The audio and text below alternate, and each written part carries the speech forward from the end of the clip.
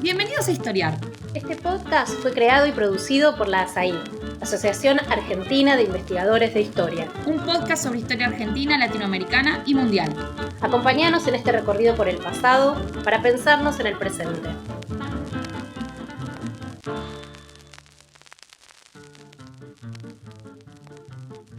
Bienvenidos a Historiar, el podcast de la Asociación Argentina de Investigadores en Historia.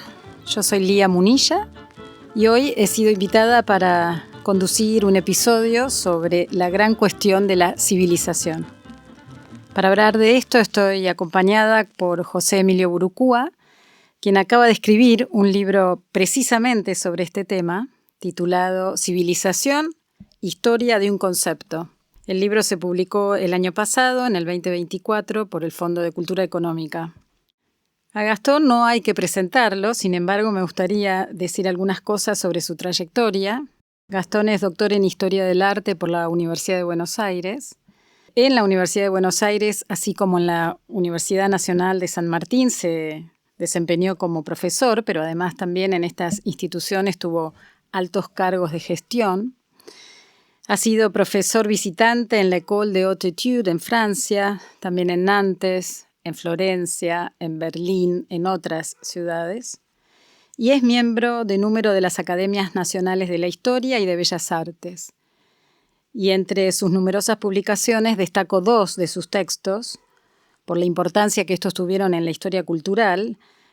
Uno de ellos es Corderos y Elefantes, la sacralidad y la risa en la modernidad clásica, del 2001, y Cómo sucedieron estas cosas, repensar masacres y genocidios, del 2014, en este caso en colaboración con Nicolás Kwiatkowski. Hola Gastón, bienvenido. Muchas gracias, Lía, por la invitación y muchas gracias a la Asociación de Investigadores en Historia. Primero por estar aquí y en segundo lugar porque acaban de nombrarme miembro honorario de la asociación y me siento muy halagado por ello y además he recibido un bellísimo regalo. Muy bien. Sí, así que... Qué alegría, felicitaciones. Gastón, vamos a meternos entonces de lleno en el análisis de tu libro. Tu libro es un monumento al concepto de civilización. Tiene 700 páginas o más de 700 páginas, 36 capítulos, un generoso prólogo, un epílogo muy interesante al que vamos a volver. Y en el prólogo afirmás algo muy interesante, que es que el concepto civilización, cuyo origen ponés en la Francia iluminista, en la Francia del siglo XVIII, de fines del siglo XVIII, pero vos extendés este concepto de civilización a otros horizontes geográficos e históricos. Y esos horizontes son muy interesantes porque contabilicé cerca de 13 horizontes geográficos, culturales, lingüísticos. Horizontes que no son tan familiares como el indostánico, el indo-malayo, el bantú de las selvas y sabanas meridionales de África, el horizonte mesoamericano, el australiano polinesio, en fin. Me gustaría saber cómo llegaste a esta taxonomía, a esta definición. Sí, hay obras muy importantes a las que me refiero en el libro y que he estudiado mucho para poder escribir este libro, en donde se hacen ese tipo de taxonomía, ¿no? Pienso más que nada en Arnold Toynbee y también pienso en Fernández Armesto, que lo ha hecho recientemente con muchísima perspicacia. Buena parte de esos horizontes que propongo tienen que ver con horizontes ya descriptos y estudiados tanto por Toynbee como por Fernández Armesto. Esa podría decir que es la forma en que he llegado, con algunas pequeñas modificaciones que me parecieron pertinentes por el hecho de haber conocido algo de esas regiones del mundo a las que están referidas. Y ahí es que aparecen en el texto. Ahora vos te habrás dado cuenta de que yo no hago ni siquiera una fenomenología de esos horizontes. Digo, estos serían los que se podrían trabajar No creo que lo haga yo eso. No. Pero quizás sí, si tengo cuerda para eso, sí me gustaría algunos de los caracteres que considero fundamentales para definir si hay o no hay en un clúster de culturas asociadas por por su aire de familia, ¿no? Si aparecen esos rasgos y de qué manera, es decir, la domesticación de los guerreros, luego el cultivo de ciertos tiempo adicional por fuera del tiempo del trabajo, del tiempo de la guerra, serían en ese sentido dedicarse a lo superfluo, aquello que no es esencial para la supervivencia de la especie. Por eso hablo de la gastronomía, El cultivo de las el flores. cultivo de las flores y por último la poesía lírica, ¿no? Después el hecho de la aparición de un grupo social importante que se consagra a las traducciones, es decir, busca conocer a fondo la experiencia de otros horizontes completamente distintos, muchos de ellos. Y por último, la organización burocrática de la misericordia humana, que eso es lo que he tratado de insistir en que serían, de acuerdo a mi óptica, los rasgos esenciales de un sistema que podemos llamar civilizatorio, un sistema de civilización. En cualquier caso, lo que sí analizás unos capítulos más adelante es tu intención de dejar por completo de lado la idea de la superioridad de la civilización europea, ¿no? Yo tuve dos brújulas, digamos así, para poder escribir este libro. La primera se refiere a llegado a un punto de la exposición, hacer a un lado la centralidad europea y el apoyo de toda mi investigación en la experiencia europea. Y digo, llegado un momento que es, porque al principio yo tengo que reconocer de dónde vengo y que estoy muy conforme de dónde vengo. De tu horizonte cultural. Claro, no tengo la pretensión de cambiar mi horizonte de expectativas. Quiero cultivarlo y quizá convertirlo o contribuir a que se convierta en algo diferente en cuanto se refiere a la metamorfosis o la transformación de la experiencia humana. Pero yo pertenezco a Occidente y ¿sí? Eso es lo que hace muy interesante tu libro y tu aporte. Perteneces a este horizonte cultural y Sí. sin embargo te ubicas en una posición súper crítica de la mentada superioridad europea. Por eso, entonces, en un momento tengo que dejar ese horizonte y pensar en otras navegaciones y restarle que desaparezca esa centralidad de Europa que está en las primeras páginas. Porque bueno, allí en las primeras páginas es donde hago la indagación de cómo aparece el término, la palabra y el campo semántico de la palabra en el horizonte al que yo pertenezco, en el que me he educado y bueno, cuyas lenguas conozco, no todas por supuesto, pues son muchas, pero algunas lenguas importantes de ese horizonte conozco. Ahora, ahí ya hay momentos que yo tengo que decir, bueno, no, esto tengo que ir hacia otra parte y eso es lo que intento hacer en el libro, ¿no? Eso implica correr muchos riesgos. Al principio dudé de hacerlo porque tuve todo un periodo, y no me arrepiento de haberlo tenido, de insistir en que para hacer una historia cultural sólida había que conocer la lengua, ¿no? del lugar o del horizonte con el que uno trabaja, sobre el que uno estudia. Pero, claro, sigo creyendo que es así. Para una buena parte de la carrera de cualquier historiador. Pero hay también momentos en donde es bueno que el historiador piense en aquello que le es muy ajeno, ¿no? Como lenguaje, como sistema de costumbres, y entonces tenga que hacer una especie de etnología histórica.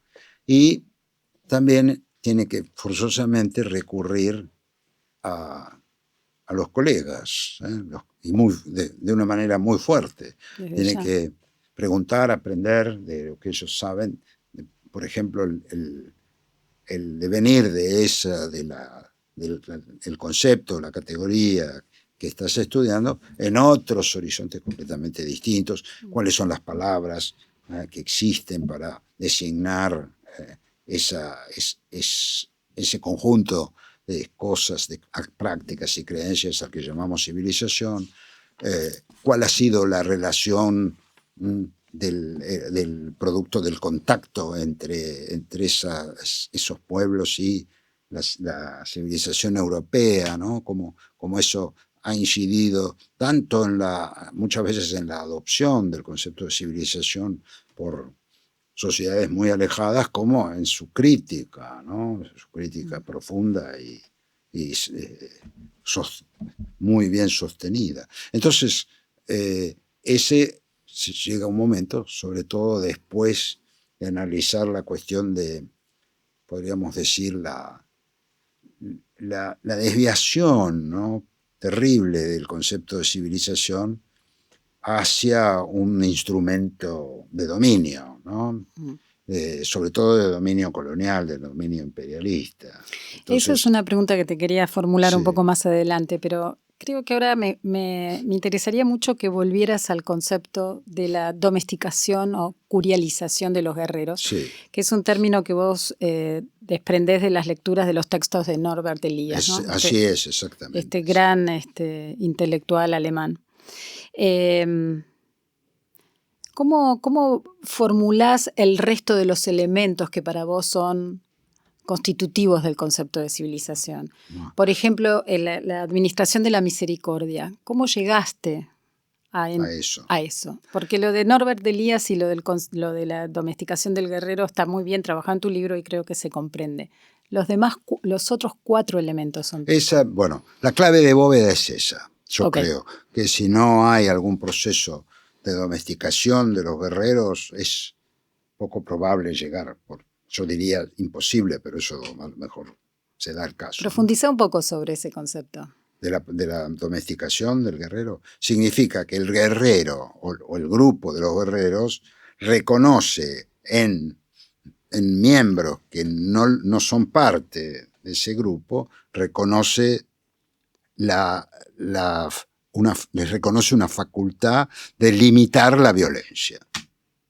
Entonces, eso implica poner diques, ¿sí?, a las acciones del guerrero y además predeterminarlas en lo posible, ¿no?, pensando en disminuir los estragos que la acción de los guerreros provoca, los estragos materiales como los estragos psicológicos y espirituales. Y entonces hay un momento en que los guerreros perciben que eso solo es posible, el llegar a las formas de autocontrol implica primero llegar a la de control por parte de un poder que está por fuera, que les es ajeno, pero el que ellos contribuyen a constituir, ¿no? Entonces siempre Elías amaba estos juegos de cierta duplicidad, ¿no?, que son los que le dan dinamismo a las sociedades. Entonces, ahí si no existe esa clave de bóveda, es imposible pensar en un proceso civilizatorio. Y allí está la cuestión de que esa disminución significativa de lo que sería el peso de la guerra, de su organización y de su llevarse a cabo, ¿no?, en las sociedades humanas, permite la aparición de una franja, de un margen, en donde la supervivencia puede estar garantizada, aunque sea para un núcleo de la sociedad, pero que tiende a aumentar y a involucrar a muchos de sus actores. Y entonces esa posibilidad de no interpretar o no buscarlo todo, sobre la base del problema de la supervivencia, nuestra supervivencia, hay un tiempo marginal que los seres humanos podemos dedicar a aquello que finalmente sería superfluo. Claro. Pero a fuerza de practicarlo, también lo podemos llegar a llevar a ser o convertir en una necesidad, ¿no? Y en esos elementos que vos lo definís muy bien, el cultivo de las flores, el cultivo de la poesía lírica, hay dos que a mí me llaman mucho la atención, que es la traducción Sí. y la administración de la misericordia. Claro. ¿Podés profundizar un poco más estos dos? Sí, claro. Bueno, vos has dicho, ¿no? El cultivo de las flores, la gastronomía y la aparición de la poesía lírica, ¿no? Como un género poético y artístico que no se relaciona con la supervivencia. En cambio, los otros sí, ¿no? El drama, la épica, sí, claro, se relacionan. Claro.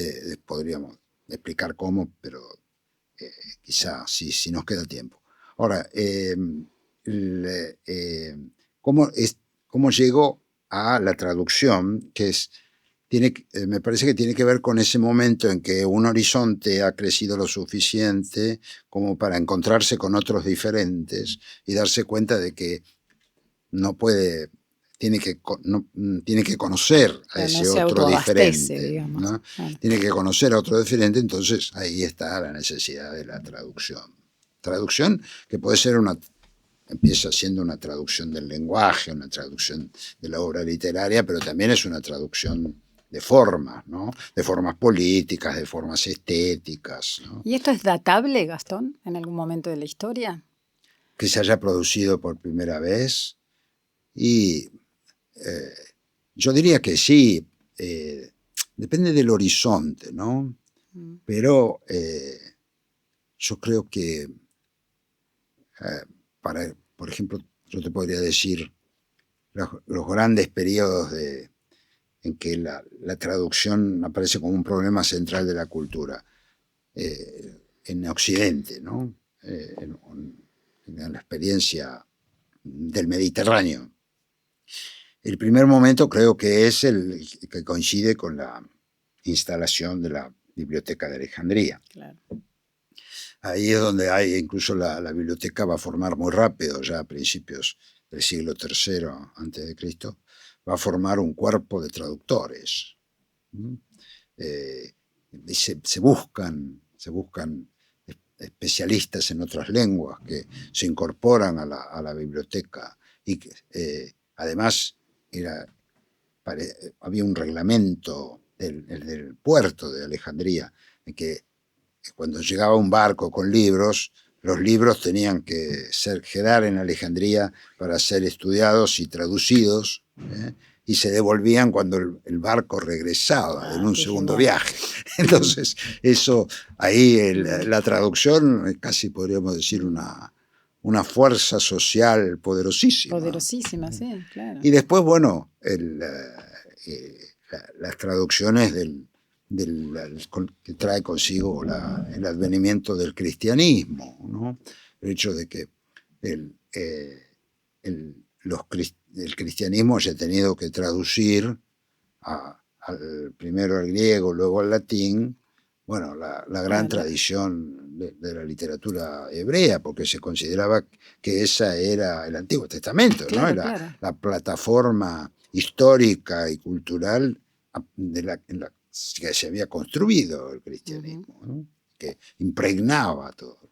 Entonces ahí era necesario traducir los textos del hebreo al griego y al latín, y después los textos griegos al latín, para terminar finalmente en ese monumento de la civilización humana que es la Vulgata de San Jerónimo, ¿no? Es un monumento, ¿no? Los conocimientos lingüísticos de Jerónimo es una cosa inigualable, ¿no? Se decía que era casi un quinto evangelista, porque para eso había tenido inspiración del Espíritu Santo, como los evangelistas. Como los evangelistas. Sí. ¿Qué nos podés decir acerca de la administración de la misericordia? Sí. Tan bella expresión. Claro. La administración burocrática de la misericordia. Burocrática. O sea, eso disminuye el brillo un poco, pero era necesario aclarar, que es el momento en que, bueno, estas sociedades que han dominado el poder de los guerreros, que han ya organizado las formas de lo efímero, el papel de lo efímero en la sociedad, que ya se conectan con otros y entonces empieza el problema de la interpretación y de la traducción del otro. Yo creo que ahí hay un momento en que estas sociedades miran hacia adentro, ¿sí? Y se percibe aquellos otros que hay dentro mismo de una sociedad, ¿no? Y que sufren, en qué medida el colectivo puede asistir al sufriente, ¿no? Eso es un momento. Y ahí es cuando se empiezan a crear sistemas, y organizarse sistemas, y a construir hospitales y una burocracia con los hospitales o con estas casas donde se recibía al sufriente en varios planos, podría ser, ¿no? Un sufriente físico, un sufriente psicológico, un sufriente espiritual. Y entonces ya hay las sociedades organizan estos sistemas públicos, llamémoslos así, colectivos, de protección del enfermo, del postergado, del pobre, del peregrino, del refugiado. Entonces, el sistema se va haciendo cada vez más complejo y yo diría que es la última instancia de este proceso de civilización. Si la primera es la domesticación de la violencia, la última podría ser la administración de la piedad, de la que sentimos todos los seres humanos por aquel que sufre. Vos recién hablaste de los peregrinos. ¿Está vinculado esta administración burocrática de la misericordia con la recepción del extranjero, con el beduino de los desiertos que es recibido, protegido, alojado en esos horizontes más del oriente, digamos? Es muy linda tu pregunta, es muy linda. No solo, la organización burocrática de la piedad empieza es como un proceso interno. Intrínseco. Empieza así, Uh-huh. empieza así. Pero no me cabe duda de que por algo es que en materia de hospitalidad, de admisión o acogimiento del otro y de protección del otro, las civilizaciones arábigas, llamémoslo así, superan a todas. Porque esto es otra cosa, ¿no? Hay aspectos en los que yo sí creo que hay algunas civilizaciones muestran una superioridad respecto de otras, en algunos aspectos, ¿sí? Yo creo que la centralidad que tiene el problema de la hospitalidad para los árabes, las gentes del desierto, no se repite en absoluto en el mundo occidental. Tiene un grado de complejidad y rasgos superlativos que lo convierten en una experiencia única. Uh-huh. Única. Entonces, creo que es muy... existen otros casos, ¿no? De otros aspectos, ya que estamos tratando esta cuestión. Yo creo que muchas veces en el derecho penal hay que reconocer que hay ciertas superioridades. Claro, sí, claro. Porque no es lo mismo que el hecho de haber llegado a un sistema de penas y castigos en donde... supera la ley del talión, digamos. Creo que el caso en ese aspecto, lo que podríamos llamar la civilización atlántica, euroamericana, ha alcanzado cotas que se convierten en una aspiración, en un desideratum para la humanidad entera. Pienso en la obra de Beccaria, una obra del siglo XVIII, en donde precisamente se trata del problema de los delitos y las penas, y se trata de evitar todas aquellas penas y castigos que afecten el cuerpo, ¿no? Y que produzcan un dolor físico.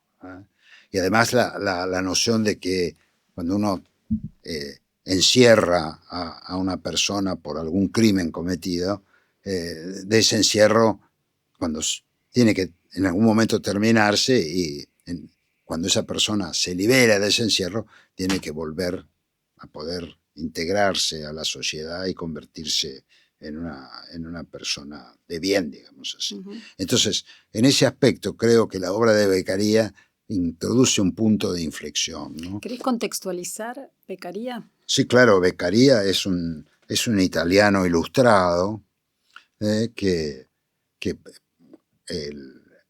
va a empezar primero tratando de resolver cuestiones del derecho penal en la Italia, ese mosaico de estados que es la Italia del siglo XVIII, pero enseguida va a ser conocido por fuera de Italia, va a ser muy admirado por la ilustración francesa y su libro rápidamente traducido. Y se convierte, yo diría que alimenta toda la noción del derecho civil y el derecho penal, primero en Europa y después eso se traslada a América muy rápido en el siglo XIX, ¿no?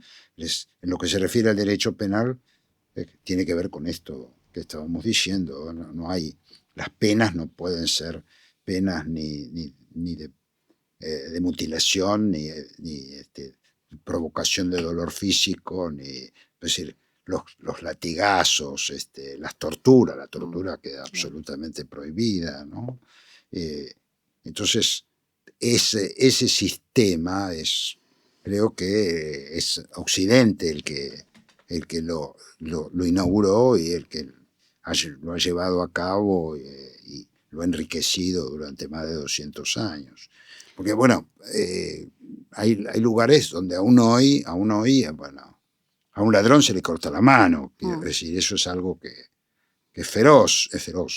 Pero en ese aspecto Occidente parece haber dejado ya atrás esa posibilidad.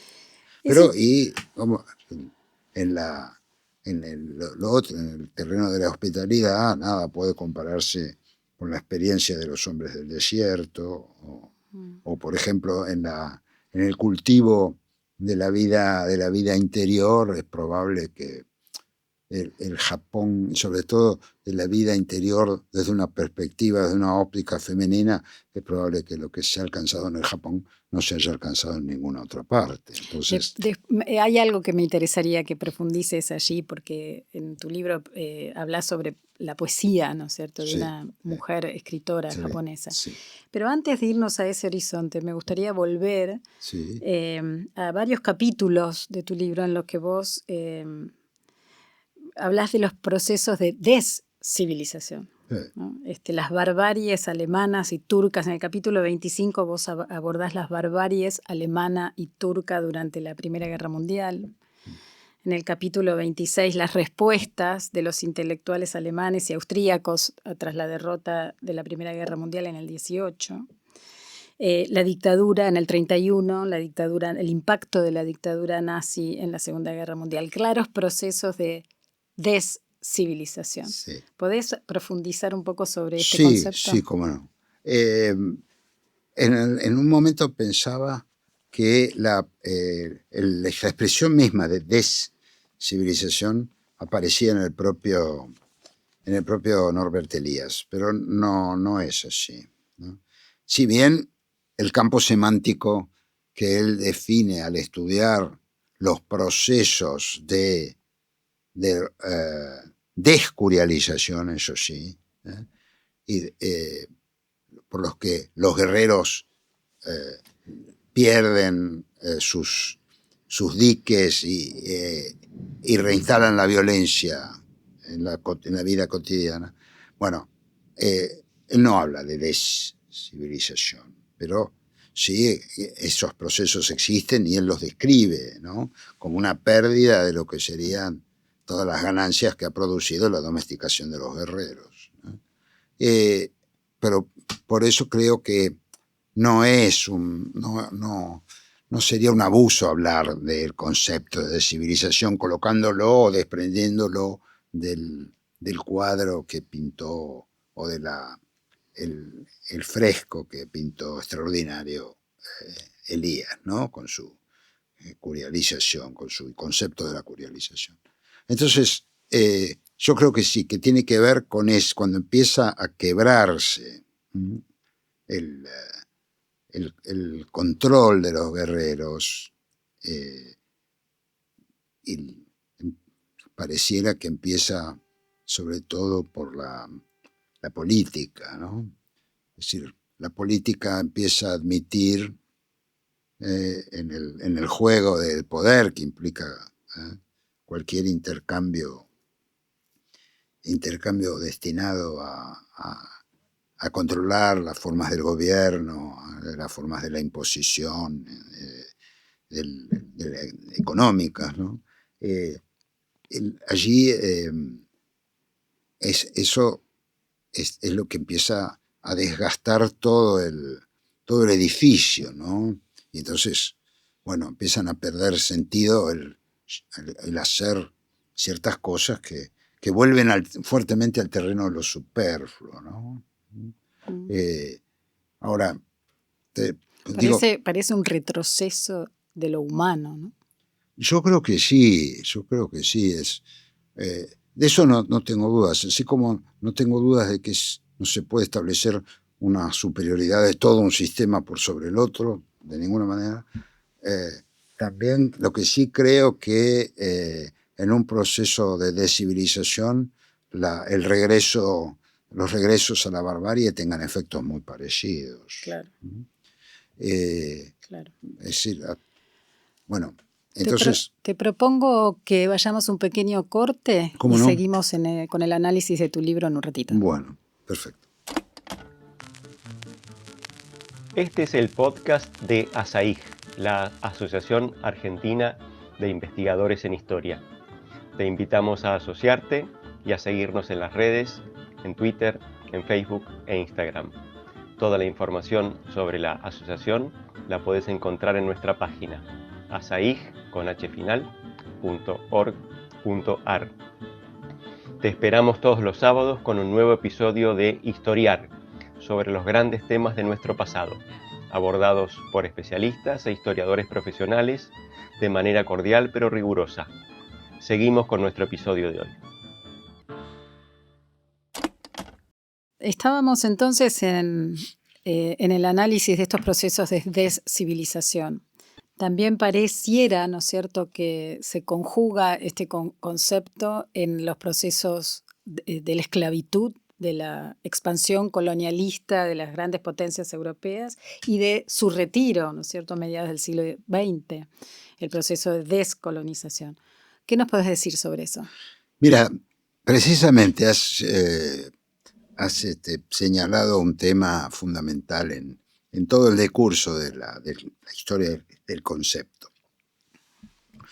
Porque, en primer lugar, en la colonización y el imperialismo europeo sobre prácticamente toda el África y buena parte del Asia, ¿no? Muchas veces esa acción colonial, que es siempre una acción de sometimiento y despojo, se enmascara con el ideal de la civilización. Ahí estaría el escándalo, ¿no? En nombre de la civilización. Se hacen, claro, lo que realmente me dejó devastado es cuando estudiaba este problema, comprobar, claro, tenía una idea por haber rendido examen sobre ese tema alguna vez y por haber leído novelas, El corazón de las tinieblas, cuál había sido las aberraciones que habíamos cometido los seres humanos en esos procesos.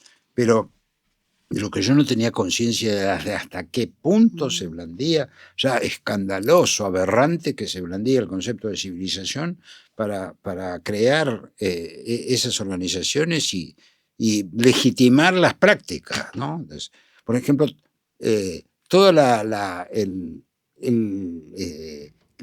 los nombres mismos de esas instituciones, las instituciones económicas que se aplicaban al Congo, claro, el dominio belga del Congo, las instituciones políticas que se creaban, las fuerzas de seguridad, todas tenían la palabra civilización. Entonces era una cosa espantosa porque esa era no había ningún límite precisamente a la fuerza, ¿no? No había ningún límite.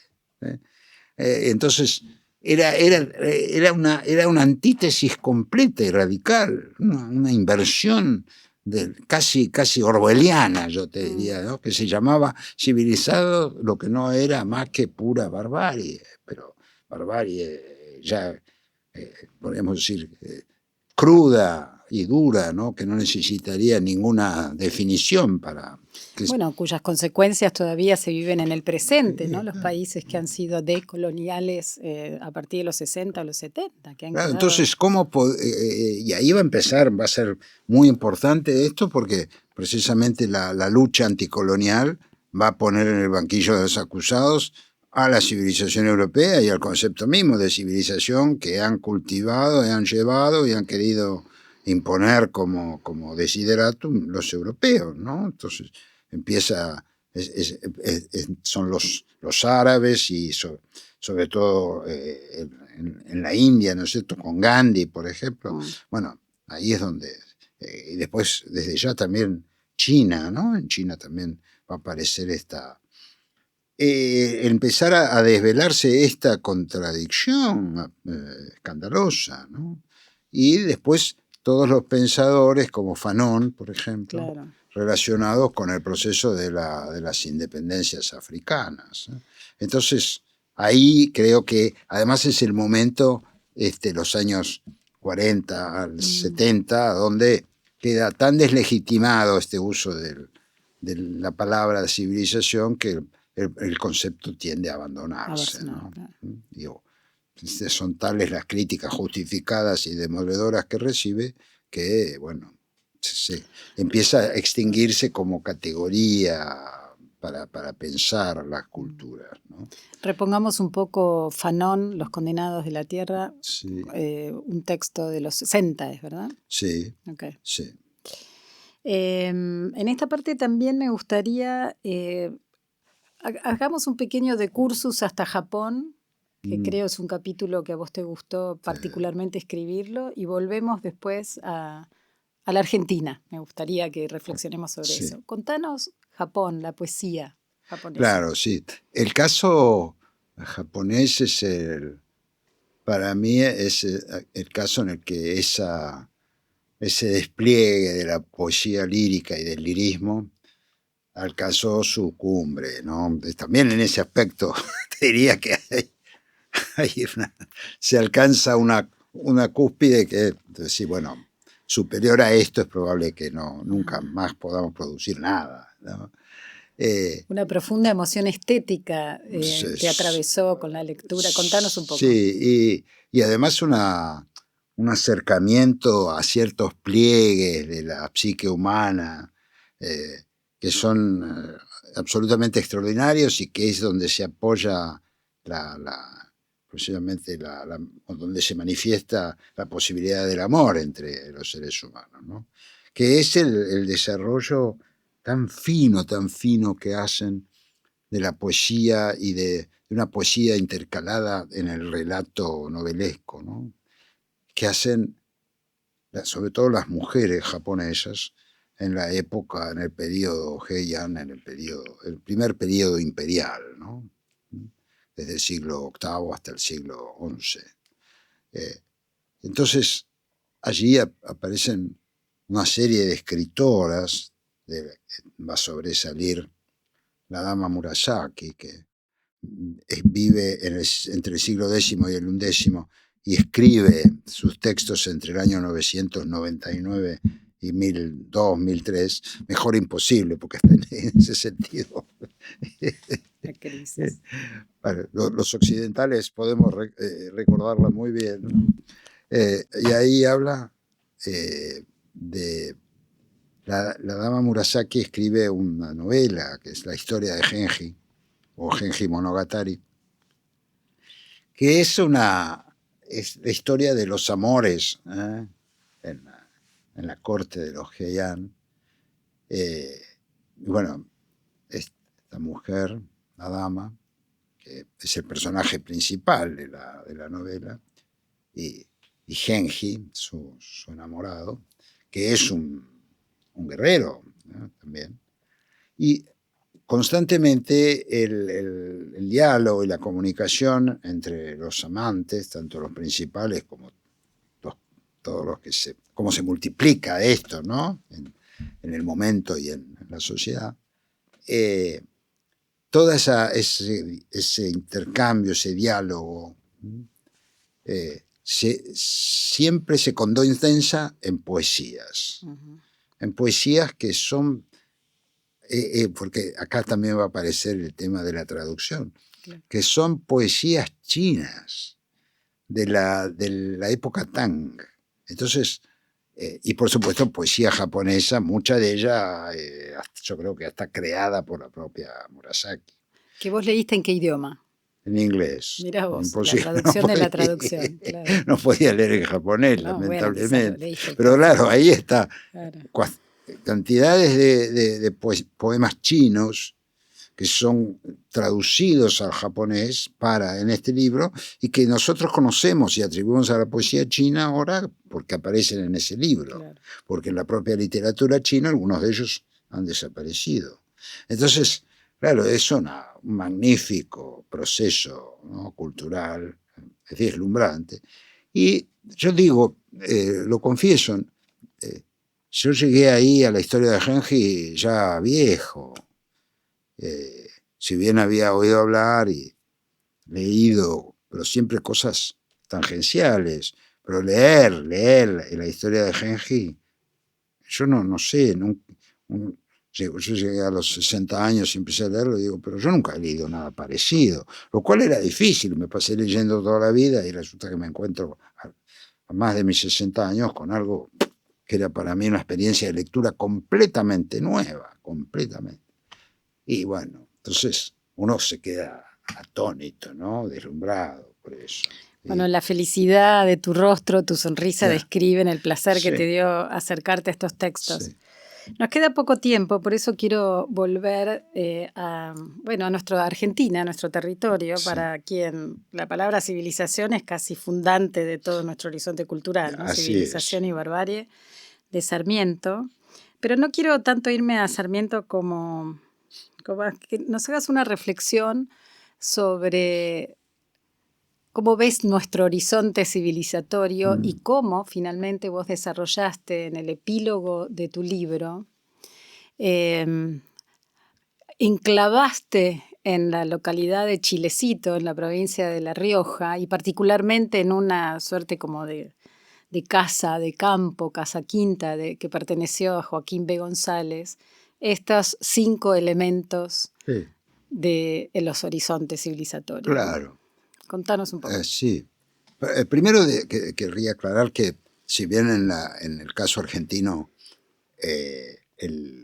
podríamos decir el baremo, la matriz del tema de la civilización está dada por la obra magnífica de Sarmiento y además el proceso civilizatorio en la Argentina presentaría los mismos reparos y las mismas taras que aparecen en el colonialismo en África, ¿no? Sobre todo con lo que ha significado esa expansión de la civilización, entre comillas, para los pueblos originarios de la Patagonia, del Chaco, ¿no?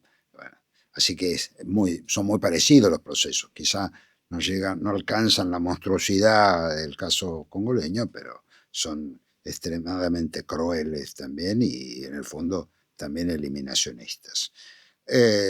Ahora, de todas formas, creo que el tema de la civilización en la Argentina no ha quedado entrampado en eso, y que es posible pensar en formas altas de la civilización en la historia argentina, que van de la mano también de una curialización de los guerreros, cuando se termina con las guerras civiles, ¿no? Que eso lo hace posible el orden constitucional y el respeto a la Constitución.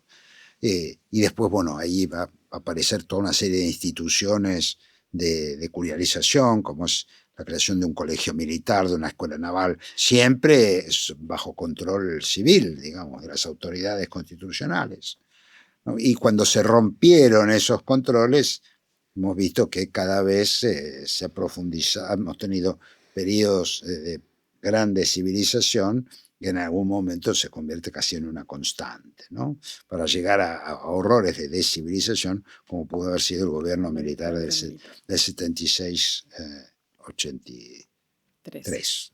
Sí. Entonces, eso,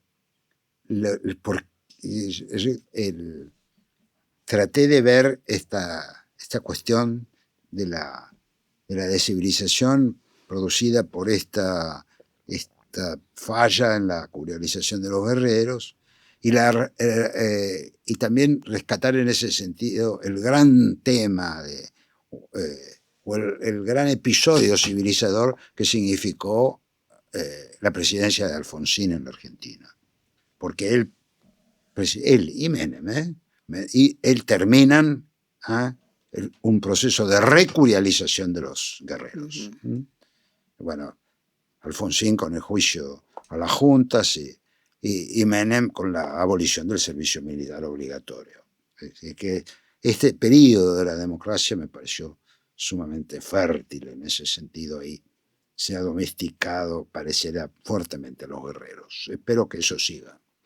La palabra domesticación no estaría siendo conjugada en el presente, ¿verdad? Bueno, en el presente hay otro tipo de civilización. Porque claro, la cuestión de la civilización se puede atacar por otras vías, ¿no? Puede erosionarse por otras vías. Bueno, primero es el respeto de la ley, ¿no? Que son los guerreros los primeros que lo aceptan y lo transforman en un principio de sociabilidad, el respeto de la ley, el respeto de la Constitución. Bueno. Y después, por ejemplo, una cosa que es producto de la descurialización y de la domesticación de los guerreros es que tiene que existir un respeto por el otro. Un respeto que tiene que ver con sus opiniones, su libertad de palabra, ¿no? Su libertad de expresión. Y eso, por ejemplo, en las 2 décadas kirchneristas fueron puestos en jaque, ¿no es cierto? Hubo todo un procesos así hasta a veces de humillación de aquel que piensa diferente, que pensaba diferente.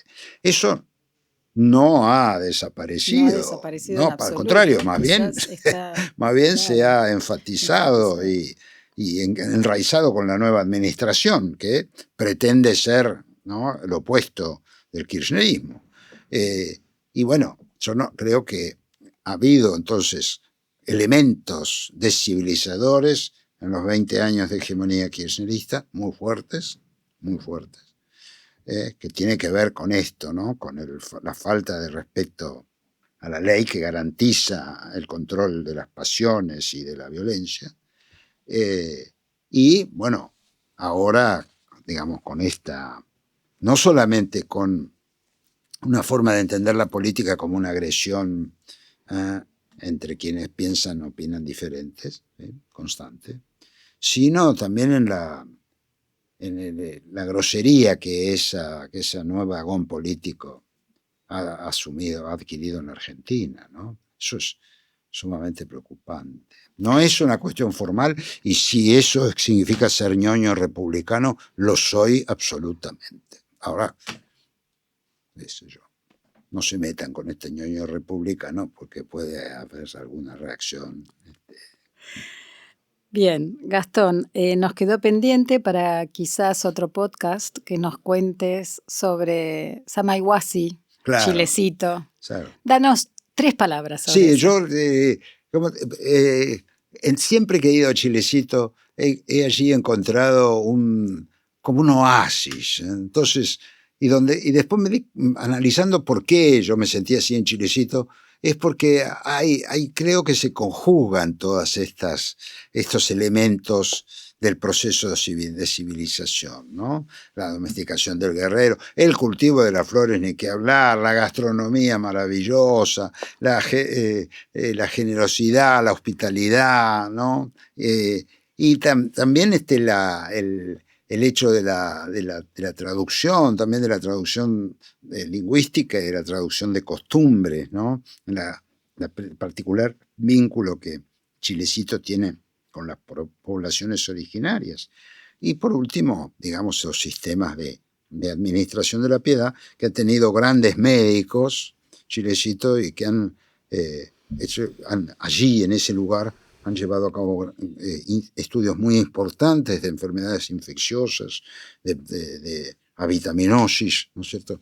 Entonces, que ha habido siempre una preocupación, ¿no?, de esta pequeña ciudad por la asistencia al sufriente y al necesitado. Entonces, es como si yo hubiera encontrado esto, que es esa expresión inglesa que es civilization in a nutshell, ¿no? Es decir, Civilización en una cáscara de nuez. En una cáscara de nuez. Por eso, y es un lugar donde yo he sido siempre muy feliz. Entonces, bueno.